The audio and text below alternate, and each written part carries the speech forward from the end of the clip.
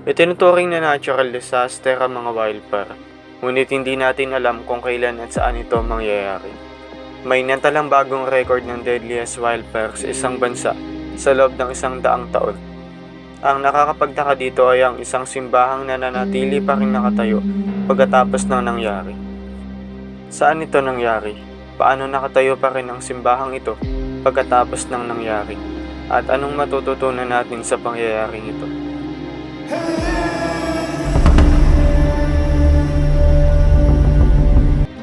Ang pangyayaring ito ay nangyari sa bansang Hawaii, sa isla ng Maui.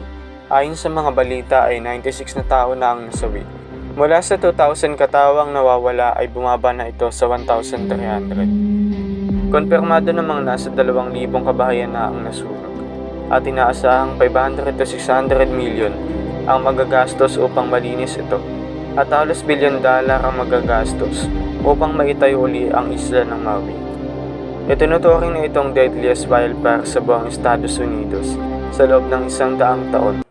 Ngunit may isang simbahan ni rito na nananatili pa rin nakatayo at wala tayo makikitang bahid ng sunog. Ang simbahang ito ay isang Catholic Church, isang simbahan na halos 175 years na. Itinayo pa ito noong 17th century. At ang nagpatayo pa nito ay ang first US President na si George Washington.